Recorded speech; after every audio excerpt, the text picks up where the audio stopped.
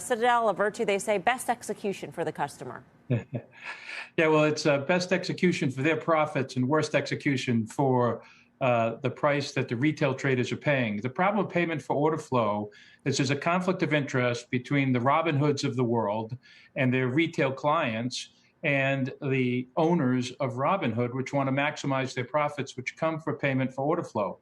So if you think about it this way, every order that a retail trader places with Robinhood or the others who accept payment for order flow, they take a cut, and that cut is basically added to the price of the stock bought by the retail traders. But it's even worse than that, because the HFT firms like Citadel that buy the order flow are taking their cut too. So Robinhood gets a cut, Citadel gets a cut. Where's that money coming from? It's coming from the pockets of the retail traders, and that's why payment for order flow needs to stop. So you're making a distinction between best price and best execution, because what the retail investor gets is free trading, commission-free trading, right? They have to. I mean, Robinhood, E-Trade, all those guys, they're not charities. Well, no, they don't get free trading. This is the problem. They brag about commission-free trading, but retail traders hear free trading. There's nothing free on Wall Street, and you all know that better than anyone. What used to be an upfront, clearly visible fee that they paid in a commission for a trade is now hidden, disguised, and undisclosed. And that's the cut the Robinhoods are taking, the Citadels are taking, and the retail trader has no idea what they're paying for that stock because it's buried in the trade of the stock. And that's one of the fundamental problems. And that's actually why Robinhood had to settle with the SEC for $65 million last December. And of course, they just settled again for $70 million with FINRA. So what they really deserve is best execution, which should be the best available price at the time, period. And what the Citadels and the Robinhoods of the world have done is they've claimed that the NBBO is the best price. But everyone on your show knows that the NBBO is an artificially wide spread. There's an inside the spread that everybody else gets. Nobody pays the NBBO. So when Robinhood and Citadel say, oh, we're doing great by the retail traders by giving them price improvement based on the NBBO, it's just an artificial, misleading number that's disguising how much money is being taken out of the pockets of retail traders.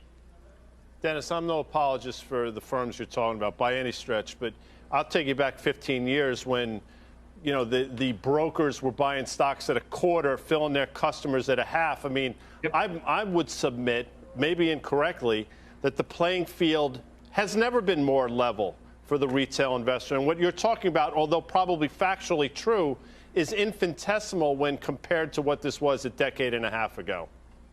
But that's like saying, you know, cars 10 years ago cost twice as much, but now they're so much more efficient. And it's just, that's not the right comparison. The comparison is today, the law says retail traders should get best execution, period. And now what has happened is that these inside players who are making a fortune off of retail traders have defined best execution as the NBBO, knowing that that's not the best available trade at the time, the best available price at the time, and pocketing the difference and not disclosing it, and indeed bragging about the fact that they're giving all sorts of money to retail traders. It's fundamentally misleading, if not outright fraud. And it's happening every day, and it's costing retail traders billions and billions of dollars. So A, there should be full disclosure across the board so retail traders actually know what they're paying for the stock that they're buying. And if they can't do that, they should outright ban payment for order flow. But the easiest thing for the SEC to do, nothing's easy, I know, but the easiest thing is for them to define best execution as the best available price at the time. That will address the conflicts of interest in the dark side of the market. It will also address maker-taker and rebates in the lit side of the market, and it should move liquidity back to the lit side of the market, which should reduce spreads, which will be good for all traders. And by the way, it'll be good for capital formation. At the heart of this, Dennis, is this notion that so much volume is happening off exchange, either via wholesalers or the dark pool, and that there is an accuracy in price when so much of the volume is actually happening off exchange, and the prices that we see, you know, scrolling across on the ticker are different. You know, it's the lit market, so it's right. You know, half the volume. Is that the root of the problem? I mean, is that part of this? Well, a big part of the problem was just unintended consequences from a law passed, over a decade ago called Reg NMS. But what we have now is about 47% of all the equity trades today are happening on the dark side of the market. And that means the lit side of the market has much wider spreads because it has much less liquidity. And what's even worse is that in the lit markets, the exchanges, to compete with the dark pools, the internalizers, the high frequency traders, the lit markets engage in their own conflicts of interest and disguised payments that distort order flow all over the place. And they've got maker taker and they've got rebates and things like that. And so we have both sides, the dark side and the lit side, full of these conflicts of interest, full of basically, even if it's legal, predatory behavior, all of which is to the disadvantage of the buy side and retail traders. So let's clean it all up. Let's have a standard that says best execution requires the best available price at the time, period. I believe that that will reduce dramatically the amount of trading on the dark side. It will cause liquidity to flow into the lit markets, which will have a standard that can be policed by the SEC, and the chairman of the SEC wants to police it.